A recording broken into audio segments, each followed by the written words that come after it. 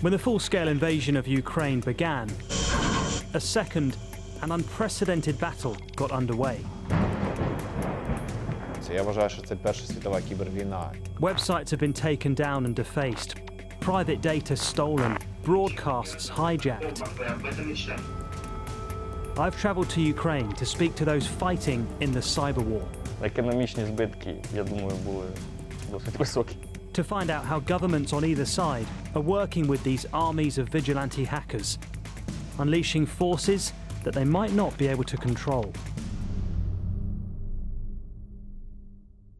Привет, мы русские, мы сообщество активистов Killnet. This is Killmilk, the leader of a Russian hacker army that's been attacking Ukraine and its allies since his country's invasion. He despises the West, and with bombastic videos like this, has rallied a Telegram group of hackers and supporters, nearly 100,000 members strong. He wouldn't agree to a direct interview, but after weeks of asking, he sent us this video before breaking off communication. Мы ежедневно уделяем 12 часов для Killnet, ведь главное это мониторинг ситуации в мире, после идут наши действия. Я не вижу в мире равных русским хакерам. Все наши атаки являются успешными, я не смогу выделить несколько отдельно. This theatrical clip from Killmilk shows him take a NATO website offline temporarily. Some NATO websites are still experiencing availability issues. And it's not just Russians who are hacking for Russia. I'm still carrying out attacks, yeah.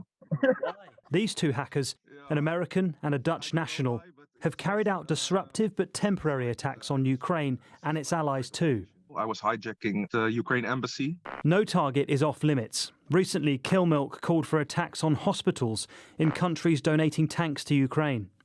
Greetings, citizens of Russia. On the other side, vigilante groups like Anonymous have joined the fight, carrying out hundreds of attacks against Russia. Recently, another group called One Fist hacked a Russian radio station to play a fake air raid siren. Alexander was one of the hackers responsible. From his flat in central Ukraine, he's carried out hacks with One Fist and a vigilante group called the IT Army of Ukraine. Its Telegram group is 200,000 strong. Із таких, що мені запам'яталося, це російська маркировка, чесний знак. Що цей сервіс один на всю Росію, других сервісів нема.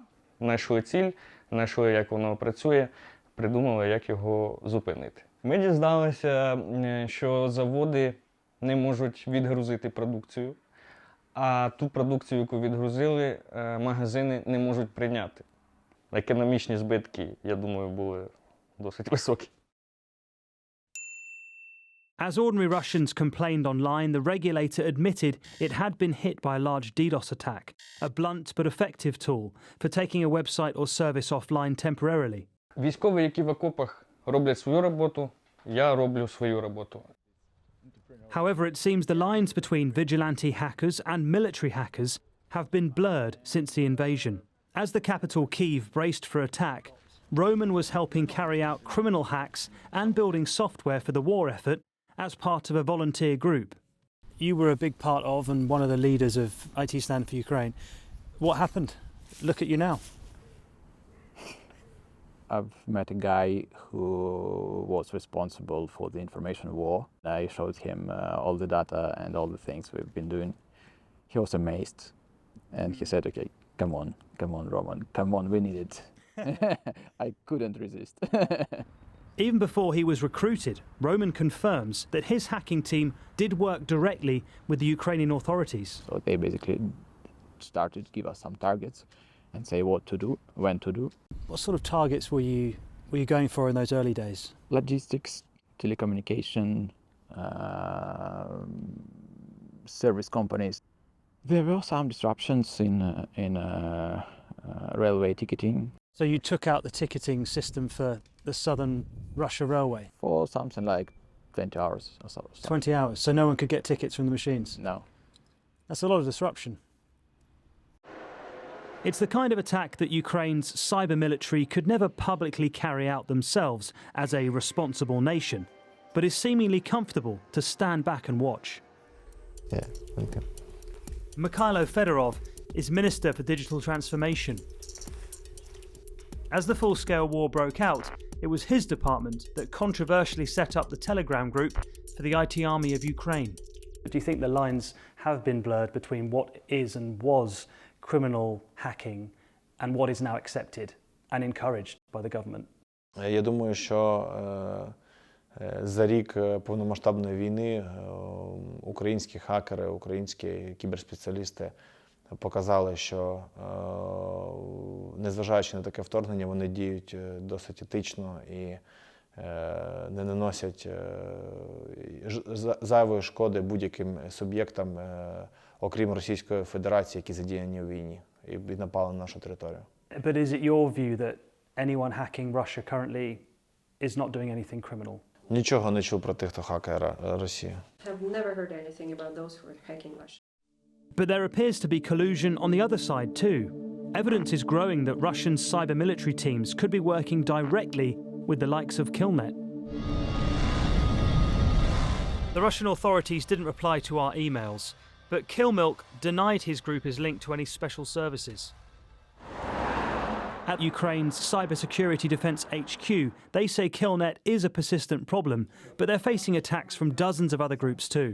So already you've had 2,186, is that right? Більше, ніж 2000 інцидентів, і це вдвічі більше, ніж було в 2021 році. Коли на собі наслідки атаки відчувають прості громадяни, така атака буде найкритичнішою. Наприклад, коли атакують енергокомпанії. Victor Jora is the leader of Ukraine's cybersecurity authority. He says attacks from suspected Russian cyber military are the most troubling and serious. Every day we deal with up to 10 severe cyber incidents. Reading the news in the UK or around the world, they might think that the cyber element to the conflict is just, insignificant. What would you say to that? Of course, the impact of strikes of cruise missiles is much higher than of cyber attacks. But the reason that cyber attacks cannot bring such impact to Ukrainian infrastructure is also due to our cyber defending capabilities and efforts. In case we were weaker, these attacks would be more destructive. Just like in the physical realm, Ukraine's defence in the cyber realm is being praised. Some sources, though, have told me that the country's been worse affected than they've been admitting publicly. They're also being aided by cyber military teams and private cybersecurity companies, paid for from tens of millions of dollars donated to Ukraine's cyber defence. Some predict that the severity of attacks will increase as Russia struggles on the physical battlefield, and there's a concern that hacktivists might cause serious harm if attacks get out of control. Ted is one of the main coordinators of the IT army of Ukraine. Are you in danger of gamifying hacking in this regard? You've got a leaderboard up with the amount of attacks people are carrying out. This isn't playing, is it? This is serious criminal activity. Talking from the standpoint of Western laws, I think yes, right? But when war is coming to your country, everything is changing. There are no good or bad ways to fight. Thankfully, the cyber war has proven to be less destructive than the physical war. But the conflict is no doubt rewriting the rules of engagement online.